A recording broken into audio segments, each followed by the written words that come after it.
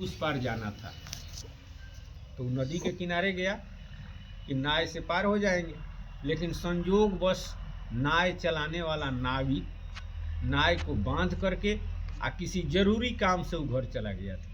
और वह व्यक्ति वहाँ पर बैठ करके इंतजार कर रहा है कि नाव चलाने वाला नाविक आएगा तो पार करेगा। तब तक एक व्यक्ति और आ गया, उसको भी उस पार जाना था। वो अभी इंतजार में बैठ गया। तो दो व्यक्ति जब बैठे हुए हैं एक जगह तो निश्चित रूप से आपस में कुछ ना कुछ बात होंगी। यहाँ दोनों दो सिद्धांत के थे। अब आपस में बात करते करते अपने अपने सिद्धांत की बात कहने लगे, दोनों तर्क होने लगा। वो कहता था कि हमारा सिद्धांत ऊंचा है, और वो कहता था कि हमारा सिद्धांत ऊंचा है। वो कहता था कि हमार भगवान साँच हैं, और वो कहता था कि हमारे मालिक साँच हैं। काफी झगड़ा हो गया दोनों में। तब तक एक व्यक्ति और आया, कहा कि भाई क्यों झगड़ रहे हैं आप लोग, क्या बात है। तो दोनों अपनी अपनी बात कहे। तो वह तीसरा व्यक्ति कहा कि एक बात बताइए, आप लोग यहाँ आए हैं किस लिए। तो दोनों कहे कि हम लोगों को नदी उस पार जाना है, नाविक के इंतजार में हम लोग बैठे हुए। तब तक आपस में बात होने लगी। तो हम अपनी सिद्धांत की बात कहते हैं, हमारे खुदा अल्लाह चाहे भगवान जो भी कहता था वही साँच है, उनसे बड़ा कोई है ये नहीं। और वो कहा कि नहीं हमारे भगवान साँच है। तीसरा व्यक्ति कहा कि इस झगड़ा का माने निर्वार तो आप दोनों मिलकर कर सकते हैं। रिजल्ट, हाँ रिजल्ट आप दोनों चाहें तो कर सकते हैं, किसका भगवान साँच है और किसका भगवान झूठ है। तो दोनों कहे कि कैसे, अरे दो आदमी में झगड़ा हो रहा है तो तीसरा रूप पर आएगा, तीसरे पंचायत तोड़ेगा भाई। हाँ। तो वो कहा कि नहीं हम बताते हैं, तुम्हारा भगवान साँच है, तुम्हारा ईश्वर साँच है, तुम्हारा भगवान बड़े हैं।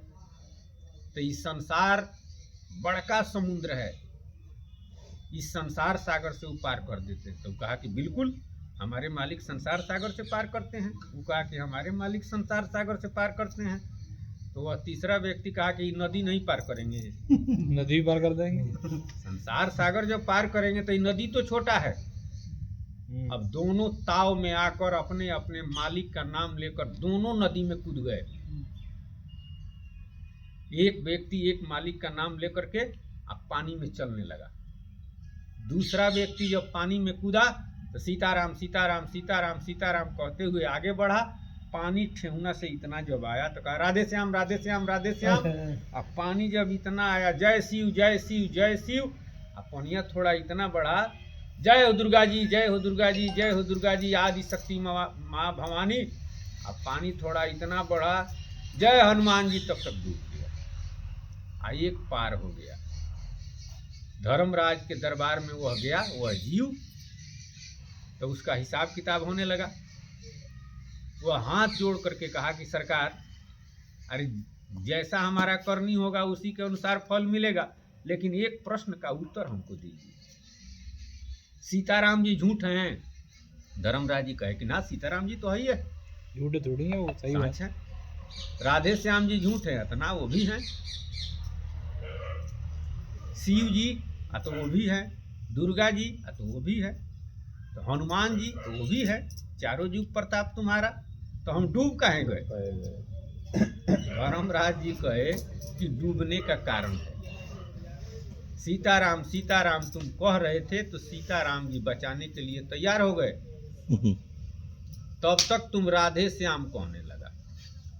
तो भगवान राधे श्याम का रूप बना रहे थे, बचाने के लिए तैयार हुए, तब तक तुम शिव जी का नाम लेने लगा। तो भगवान कहे कि अब शिव जी बचावे। तो शिव जी जब बचाने के लिए तैयार हुए तब दुर्गा जी का नाम लेने लगा।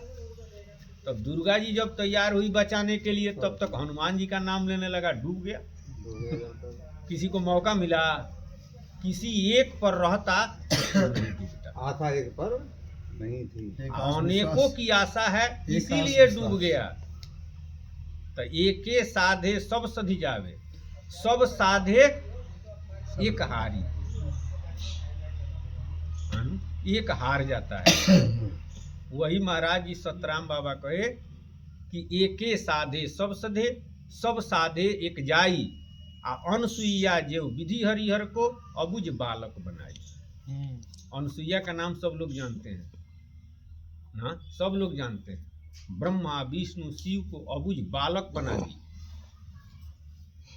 एक ही परमेश्वर पार ब्रह्म का नाम राम नाम लेती थी और अपने पति को ही परमेश्वर भी समझती थी।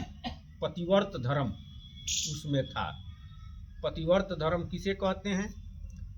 एक औरत एक पति पर है तो उसे पतिव्रता कहा जाता है नीति में, और अगर अनेकों पर है तो वह पतिव्रत धर्म से वंचित है। ठीक उसी तरह से धार्मिक क्षेत्र में, आध्यात्मिक क्षेत्र में एक मालिक का नाम आप ले रहे हैं तो पतिव्रत धर्म है, और अनेकों का पूजा पाठ कर रहे हैं तो जिस तरह से नीति में हो गया वो। पतिव्रत धर्म से वंचित वह हो गई, जिसका नाम सब लोग जानते हैं, यह जीव उसी तरह से हो जाता है,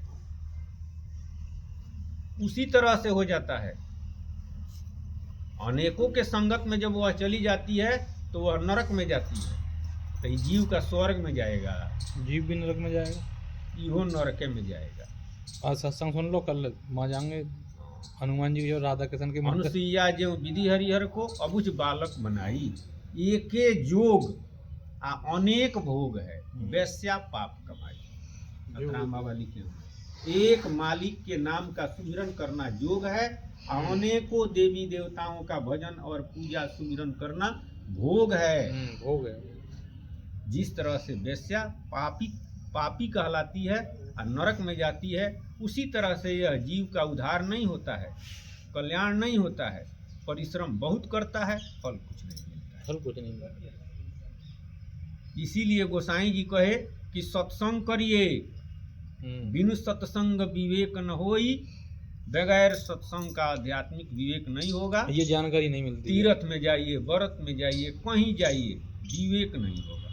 विवेक नहीं होगा तो करने से जो फल होना चाहिए वो फल होगा नहीं। तो एके जोग अनेक भोग है, वैश्या पाप कमाई।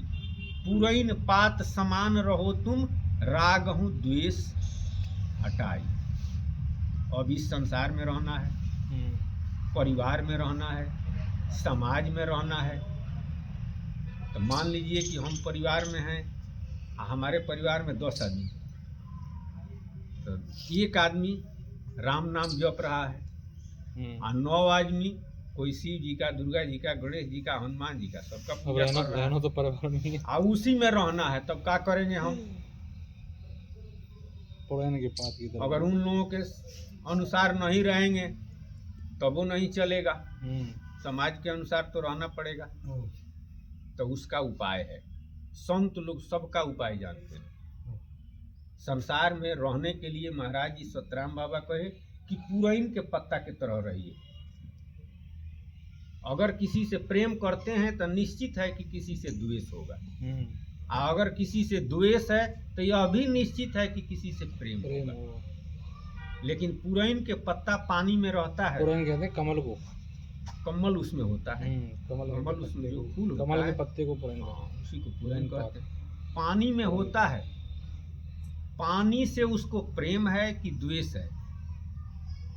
पुरैन के पत्ता के ऊपर अगर पानी डाला जाए तब पारा जैसा ढरक जाएगा, सटेगा नहीं। पारा जो है पकड़ में नहीं आता है, उसी तरीके से पानी डालेंगे तो वो भी ढलक जाता है। रुकेगा नहीं, भीगेगा नहीं पत्ता, इनमें नहीं करेगा। पारे को कोई पकड़ नहीं सकता। निचला तल पानी से लबालब है, पूरा पानी में है, पानी में। तो पानी से उसको प्रेम भी नहीं है, प्रेम रहता तो सटता, प्रेम रहता तो उसमें चिपकता। और द्वेष भी नहीं है, अगर द्वेष रहता तो पानी में नहीं रहता, पानी में नहीं रहता। उसी तरह से समाज में अब परिवार में रहना है, द्वेष भी नहीं करना है और उसमें आसक्ति भी नहीं रहना। आसक्ति भी नहीं रहती। 10 आदमी हैं, आपके घर में शिव जी का पूजा हो रहा है और हम राम नाम जपने वाले हैं, और शिव जी के पास जाकर नहीं बैठते हैं तो लोग छांट देंगे, ये नहीं जी भैया ना आते रहो। तब हम क्या करेंगे? उसका उपाय है। देखिए महाराज जी कहे कि यह सारा दुनिया जहान, देवी देवता, शिव जी, दुर्गा जी, गणेश जी, सब किससे बने हैं? ज्योति से, प्रकाश से। ज्योति के दुनिया सकलो बनौल, जोनि के कैल तमाशा। नारी पुरुष में जीव फंसौल। महाराज जी सतराम बाबा का नारी और मतलब भोजपुरी में है, नारी और पुरुष में जीव फंसा दिया है। जीव एक ही एक है। ही ज्योति का रूपांतर, एक ही प्रकाश का रूपांतर, एक ही तत्व का रूपांतर यह जगत और योनि है। देवी देवता का जितना शरीर है सब प्रकाश से ही बना हुआ है। तो महाराज जी कहे कि सब में प्रकाश देखिए, और नहीं दिखाई देता है तो बूझिए, समझिए मतलब कि ई प्रकाश है। और उसी प्रकाश में राम नाम को भी देखिए। उसी तो प्रकाश प्रकाश नहीं दिखाई देता है तो शिव जी में राम नाम देखिए। शिव जी में दुनिया के देखो, लोग शिव जी को प्रणाम कर रहे हैं, तुम और राम हम नाम- भी प्रणाम कर रहे हैं। तो किसका कर रहे हैं? राम नाम को। राम नाम का कर रहे हैं। हम प्रणाम राम नाम को कर रहे हैं, और दुनिया के लोग बूझ रहे हैं कि शिव जी का प्रणाम कर रहे हैं। लोग समझ रहे हैं कि शंकर जी को प्रणाम कर तो रहे हैं। सब में रहिए, सब में बसिए, सबका लीजिए नाम, और हाँ जी, हाँ जी करते रहिए, रहिए अपने ठाम। हम्म। तो तरीका से जब रहेंगे हम, तो सब में रह करके भी सबसे अलग रहेंगे। वही महाराज जी कहे कि पुरैन पात समान रहो तुम, राग हो द्वेष हटाई, सबसे प्रेम काहू से नाही। लड़ाई के मैदान में जाने वाला जो सिपाही है, अगर उसको आसक्ति हो जाए शरीर में, मोह हो जाए शरीर से, तो भाग जाएगा, भाग जाए, खूब लड़ेगा ना। लड़ेगा।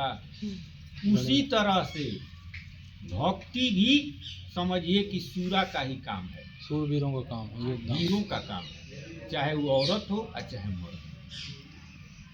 अरे औरत लोगों में भी मीराबाई साधारण थी, भगवान को आकर के दर्शन देना पड़ा, मजबूर हो गए श्री कृष्ण वहाँ आने के लिए। भगवान को रास्ता बताना पड़ा मुक्ति के लिए, हाँ, किसी को बताते नहीं है, उसको बताना पड़ा, उसको बताना पड़ा। मीरा के पास आना पड़ा था श्री कृष्ण को। तो वही मीरा जी आई रैदास जी के पास, रैदास जी के पास चेला बनी। भगवान से वो कही कि हमको मुक्त कर दीजिए। भगवान कहे कि ये हमारा अधिकार नहीं, मैं ही मुक्त ना हूँ तो तेरे को मुक्त कहाँ से कर दूंगा। इस संसार का धन चाहो तो दे देता हूँ, राजा बना दूंगा। कहे कि राजा के पतो हूँ, बहू हूँ, राजा की तो बहू है, हमको राज नहीं चाहिए। भगवान कहे तो मुक्ति हम नहीं दे सकते। जब भगवान मुक्ति नहीं दे सकते हैं, तो देवता देवी लोग दे सकते हैं। देवी देवता का, अरे उन देवी देवताओं से तो बड़ी पावर है श्री कृष्ण की। जब वो नहीं दे सकते हैं, देवी देवता क्या देगा? ऐसे नहीं। तो अब वही भगवान इशारा किए कि किसी संत के शरण में। उसमें भी अटक हो गई है वो अपनी जगह, नहीं मुझे मुक्ति चाहिए, मुझे आना ही नहीं है, तब ले गए। उनको भी अधिकार नहीं है बताने का, लेकिन वो अटक अपनी जगह पे अटक हो गई है। तब उन्होंने बताया है कि रैदास जी वो हैं एक संत, जो मैं उनके पास ले चलता हूँ, वो रास्ता बताएंगे। वही रास्ता बताए। तो कहने का मतलब है, हाँ